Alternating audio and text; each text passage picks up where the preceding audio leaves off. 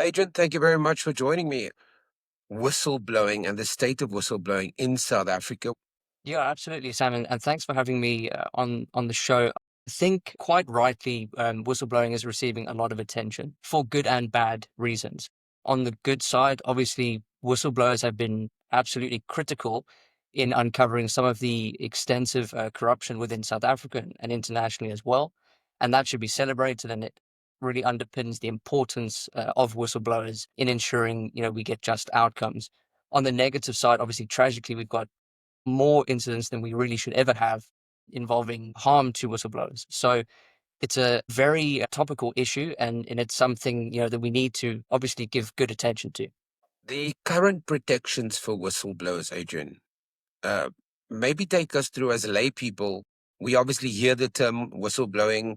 We kind of think it's just somebody who's fed up with an institution, organization, or somebody who's a witness to a potential crime within the environment and then decides to take action or take a step towards flagging that to certain authorities. Take us through just kind of the protections, very high level around whistleblowing in South Africa currently.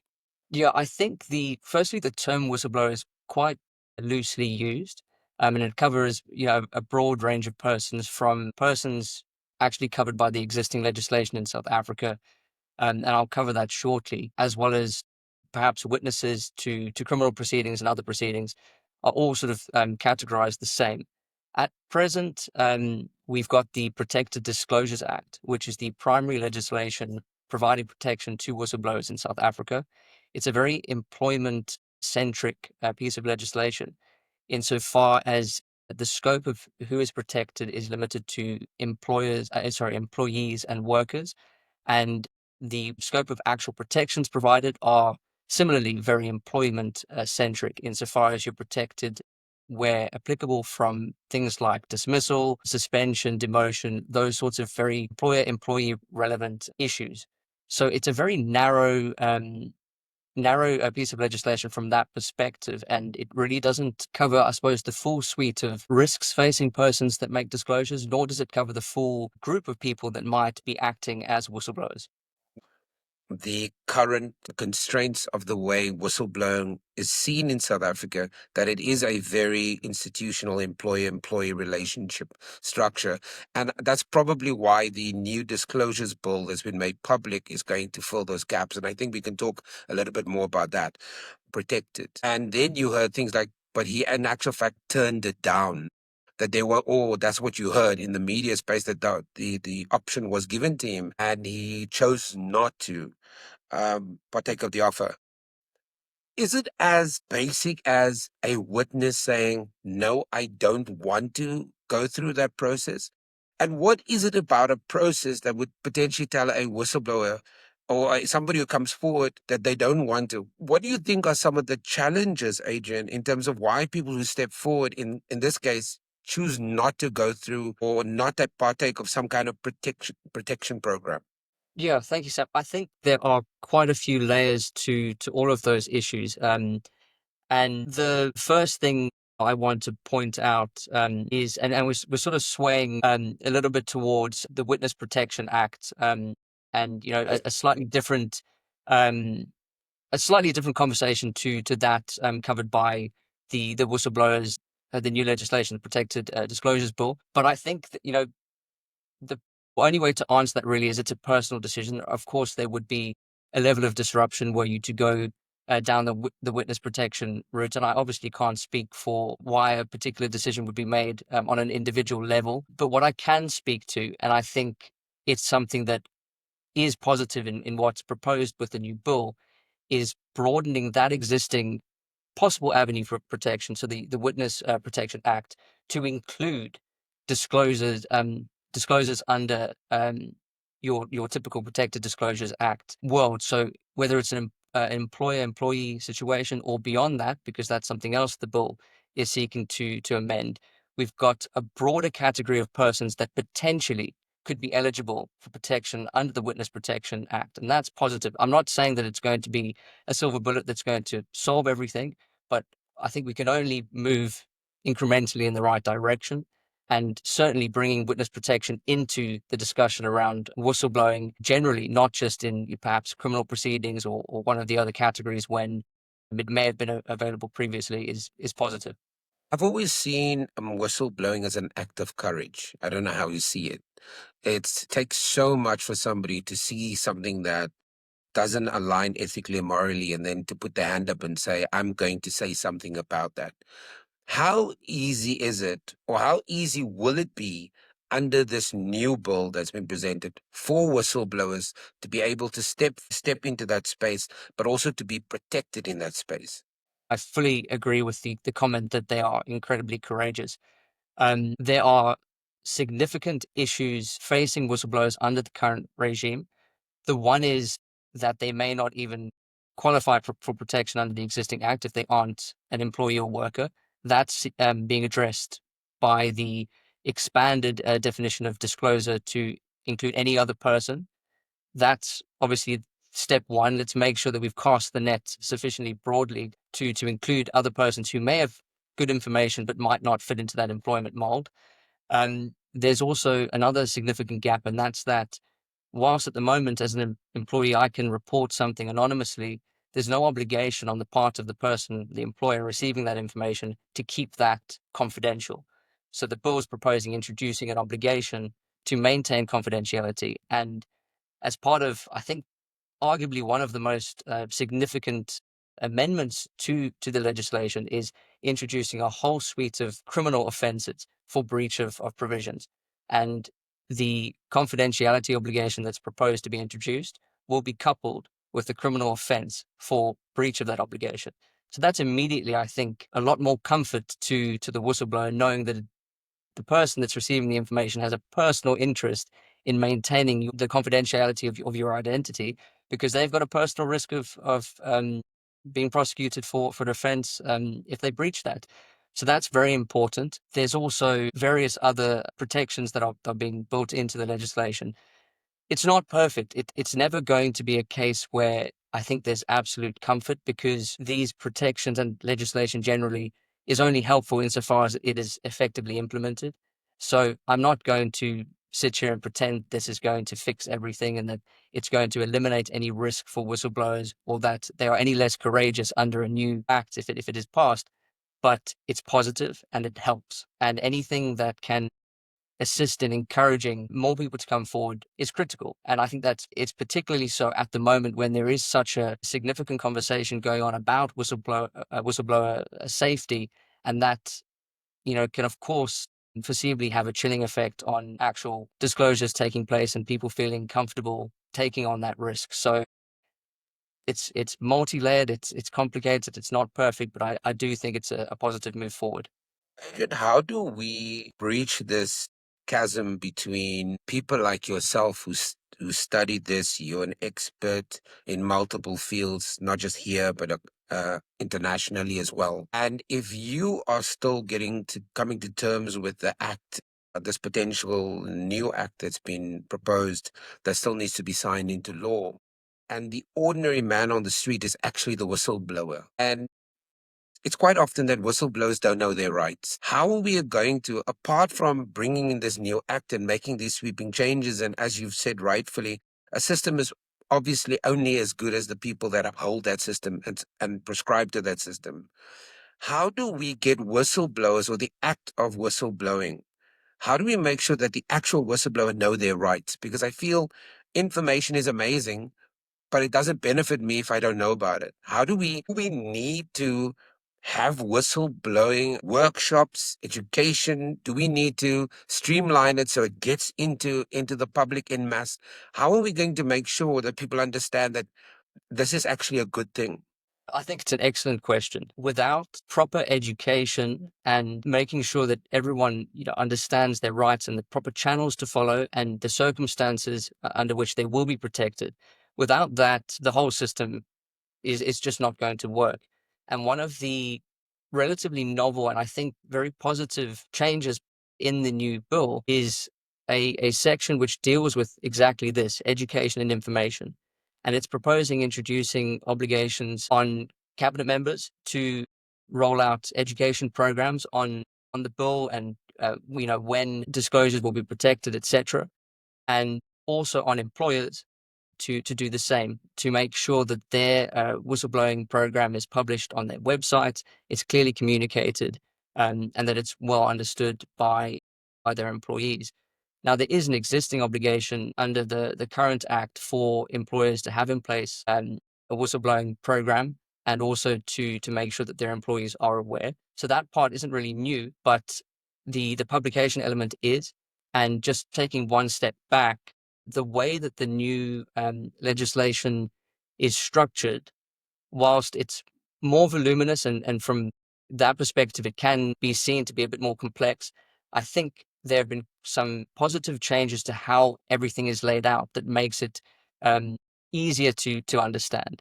And even as a lawyer, you have to sit with the Protected Disclosures Act for a little while when you first engage with it to try and make sense of when is somebody going to protect it? What are the differences between making a report to my employer versus making what's called a general disclosure to some other external party?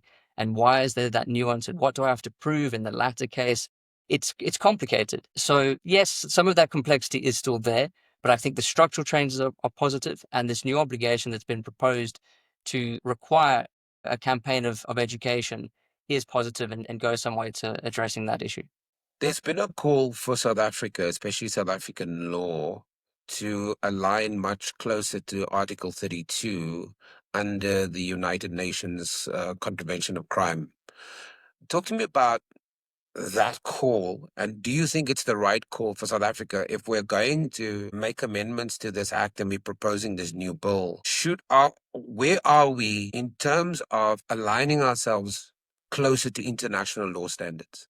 Yeah, so just perhaps for the listeners that might not be familiar, the article that's being referenced is Article 32 of the United Nations Convention Against Corruption. And I think this conversation probably emanates from the reference to that article in the recommendations of the Zondo Commission. Yes. What the article requires is UN member states like South Africa, to make sure that through domestic legislation there is effective protection for witnesses, experts, etc., against intimidation, retaliation, and the like. It then goes on to list various non-prescriptive measures which could be adopted by a member state like South Africa, and amongst that, there's a reference to procedures for physical protection. And I think that's probably, I don't think it's too contentious to say, the biggest issue at the moment with our current legislation, that's not something that's contemplated and provided for. Um, and that, as I've mentioned, is something that's going to be or has been proposed to be introduced in the new bill. Beyond that, though, there are further recommendations, and this is quite a topical discussion, as we've mentioned. And following the Zondo Commission, we also had a report published by Just Share in 2022. That was a really, really impressive body of work that included a comparative analysis between our existing legislation and other laws around the world and whether it's fit for purpose in our context.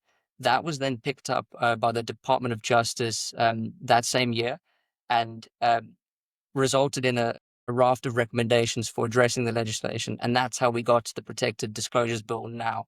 Um, Identifying these critical issues some of which I've mentioned, what the proposal is to fix them. So I think Article 32 is a starting point, but I think the conversation and the proposed reforms gone well beyond that, which is very positive. As a layman, Adrian, it feels to me, and I would love for you to address this because sometimes, as the public, we watch these things unfold and we draw correlation between things that might not exist. And one of the questions that I want to ask you is that if it wasn't for the assassination of Witness D and one or two other high profile individuals, would we have seen this push? Because it feels like there's been such a gap in time between the Zondo Commission findings and what we are seeing now. And sometimes it feels frustrating as just an ordinary person to see how slow things turn. Absolutely, and I think it's an understandable inference to draw, but I think it's always dangerous to connect the dots without necessarily knowing some of the mechanisms that underpin bringing these changes to the fore. I obviously am not privy to exactly what's dictated these timelines, but what I can say is this is a conversation that's been in the works for a number of years. It goes back at least as far as the 2022 discussion paper. And some of those recommendations are exactly what are coming through in this new bill. Things can just be coincidental. I don't want to get too stuck in those considerations. I think the important thing is the bill's here. Let's see, it's open for comment until next month. Let's see some of the submissions that come through. Let's see if the bill makes it through in its current form. And the sooner we can get this legislation passed, the better, is my key takeaway.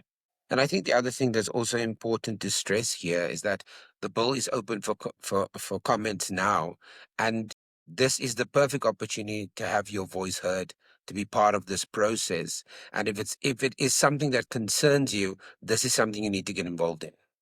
Absolutely. There are numerous stakeholders from different fields, all of whom will have an important role to play in commenting and identifying potential pitfalls and some of what's been changed or whatever it might be. So absolutely, I fully support that. Part of this bill is that there's obviously a very technical aspect to it. And one of the things that came up was this idea of reverse onus. Could you perhaps explain to us what that is? Yeah, sure. So the current position under the Protected Disclosures Act is a whistleblower who faces occupational detriment. Let's say they've been dismissed as a result of making their disclosure, blowing the whistle. If they want to seek relief, because obviously that's something that's not permitted, they've got the burden of proving that their disclosure firstly was protected, so it met all the different requirements for it to be a protected disclosure, and that they've suffered occupational detriment because they blew the whistle. That's a very high bar to cross for a whistleblower.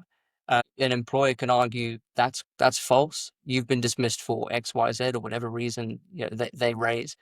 So you're placing somebody that's already in an inferior power position with this burden to overcome, which it just isn't right. So this is something that the bill is seeking to address by flipping that onus on its head. So what that will mean is there will be a presumption that where retaliation has occurred, it's occurred because of the disclosure, and it'll be up to the employer or whoever the receiving party is to rebut that presumption and show actually no, um, it was for whatever other reason unrelated to you blowing the whistle.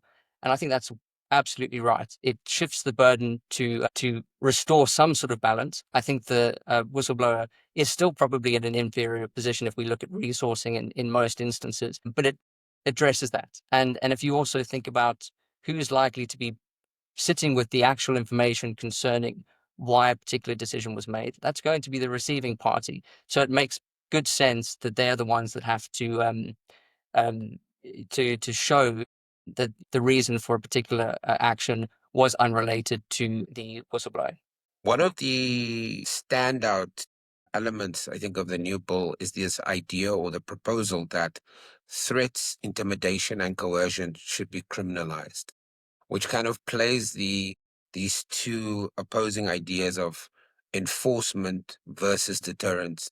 Just your thoughts on that, on this idea that there's the opportunity to criminalize threats. I think it's positive.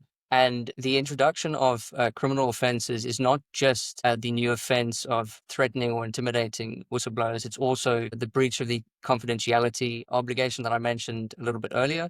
There's also the criminalization of actually exposing the whistleblower to occupational detriment or detrimental action. That is criminalized. And there's also a criminal offense where a person conceals or suppresses evidence relevant to an investigation which follows blowing the whistle. So there's a whole suite of additional criminal offenses that are proposed to be introduced, and that has a powerful effect on, like you said, it acts as a deterrent. When you know that particular conduct could result in a custodial sentence, I think that the person that's then sitting with the decision, am I going to proceed anyway? I think that's a very different consideration, particularly if we look at the employment situation. where there's a financial penalty, I don't think that for a organization perhaps that has a lot of resources, that's not necessarily going to be a powerful deterrent, whereas individual criminal liability for particular conduct is. And it elevates all of these different categories of wrongdoing into a different space. When we talk about criminal offenses, I think there's a different perception around how serious is this misconduct versus some or other financial consequence. So I think there's the deterrent effect, which is very important, and it also rightfully categorizes very problematic conduct in the correct manner, and that's that it's criminal. It's an act which damages the public at large. So I think it's correct. Obviously, you can bring in critique about what's the likelihood of prosecution, the timelines there. I think that's a separate discussion. We have to sort of look at each change in context, and introducing criminal offenses for some of this conduct, I think is correct. But you will agree with me, Adrian, that the prosecution or that timeline is also critical because it would be terrible, I think, to have this menacing looking dog that doesn't have any teeth. Absolutely, and I think that applies always when we're looking at criminal offenses. But the concerns about whether these offenses will be effectively prosecuted needs to be looked at distinctly for this purpose. I think we need to first take it one step at a time. Do we think that this conduct is serious enough that it should be categorized as a criminal offense? And should we amend the act to make that the case? Yes. Then separately, I think it's a whole nother discussion unpacking effective prosecution. I wouldn't want to undermine the conversation around whether these criminal offenses should be introduced by looking to concerns about prosecution. I know as lawyers, you're very technical and every detail is critical to a case. I don't know if this is a silly question, but I'm going to ask it anyway.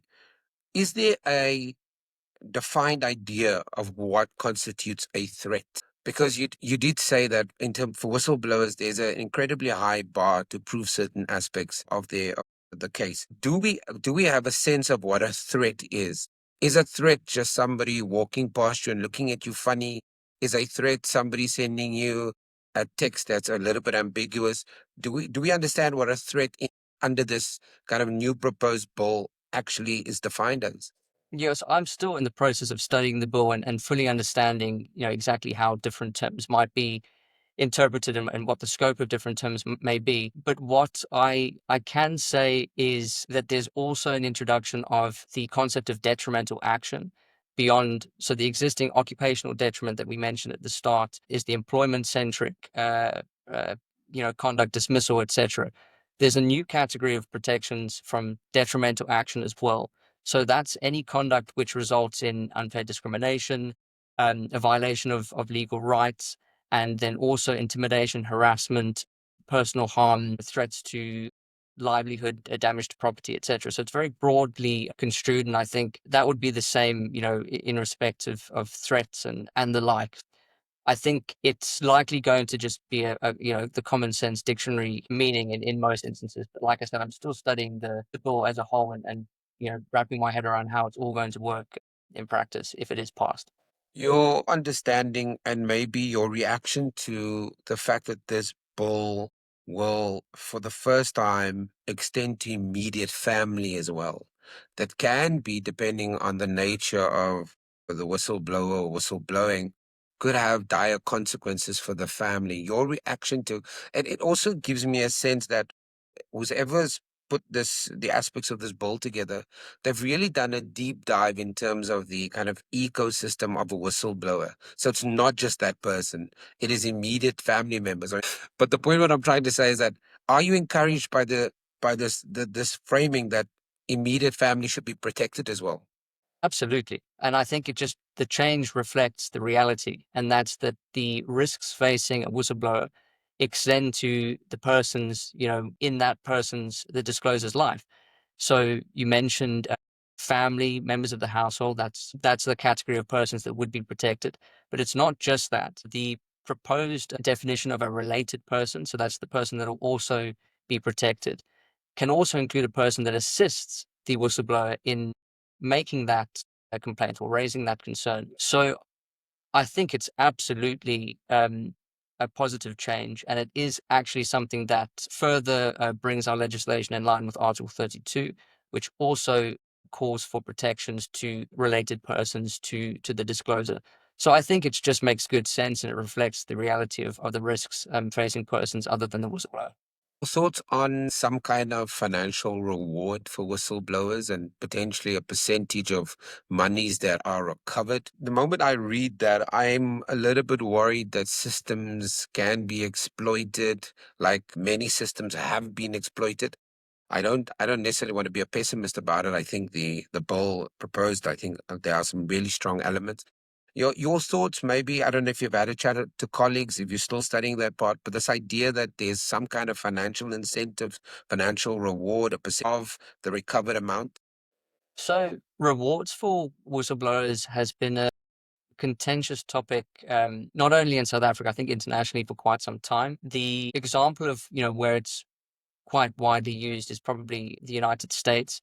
There are some significant payouts, monetary payouts to whistleblowers where the disclosure of information leads to successful action against the wrongdoers. For a long time, there was also the UK, which was against rewards because it can introduce perverse incentives. It can lead to perhaps a spurious or aspirant complaints, or worse yet, it can, in theory at least, drive negative behaviors where people effectively try to establish the framework for them to claim and benefit from their own wrongs. The formulation that's been introduced in the bill is one which does incorporate certain safeguards. So there are certain categories of persons that are disqualified from potentially benefiting from the program, and it includes obviously persons that are implicated in any of the conduct that's been disclosed. It also includes law enforcement, whose primary responsibility would be uncovering the information in the first place, and certain others. So there are safeguards, and it's also the reward, which is up to 25% of the sanctions are concerned, would only become payable if so ordered by a court and following evidence which actually led to a conviction. So quite a long way along the line from blowing the whistle to potentially benefiting. And I think that's right. It's obviously, you can criticize that perhaps it's going to be in very few instances that anyone's actually able to benefit from this. But you've got to have the safeguards in place. Even with the safeguards, my sense would be that the mere introduction of this sort of program is going to lead to a flurry of additional tip-offs, both in the employment or perhaps other settings, which is problematic if they are not based in fact, if they are aspirant, if they are, any other category of complaint that isn't made in good faith. That's inevitable. But introducing this, I think, in the broader scheme, if we consider the pros, the cons, I think on a balance it is positive. It's just going to come down to, like anything, how it's implemented, and ensuring that you don't have persons that shouldn't be eligible somehow deriving a benefit from. Adrian, as you're talking, just like something slightly off the point. It's based on a conversation that I had yesterday with Bongani Latuli, who is the acting judge at the Labour Court, and I was wondering also. I'm having this conversation with you. Very recently, one of your colleagues were murdered, and I don't mean your direct colleague, but somebody in your profession was murdered outside CCMA offices. Should there be a consideration for lawyers or legal professionals that are also part of that system? You talked about protection for anybody who helps the whistleblower. So it's not just the whistleblower, the immediate family, but anybody in that orbit who's part of that process. We are seeing these horrific stories of professionals being assassinated, and I would only assume the threat level rises whether if you're a legal professional in a high profile case, or whoever is in that orbit has a lot to lose. Just your thoughts. You think that there needs to be some kind of guarantees of safety for even for legal professionals who are involved in these cases? Yeah, absolutely. I mean, firstly, there's been far too many tragic and unnecessary incidents like those that you've mentioned, and it's really not acceptable. And it's just one part of a broader problem that we have, with violent crime. As to whether there should be protection for legal practitioners, absolutely. Whether that takes place in the context of this discussion, I think it's adjacent to it, but exactly how we go about it doesn't really matter. I would fully support looking at and introducing additional protections where required for legal practitioners, because it's just a fundamental part of our justice system. We have to have a safe space for legal practitioners to do what they do without fear of harm to themselves or their families. If you see this as we get towards the end of this conversation, if this bill is signed into law and we have the political will to make it happen, do you see a change in behavior? Do you see a change in, for example, corporate behavior, public procurement? Do you see the knock-on effect of this?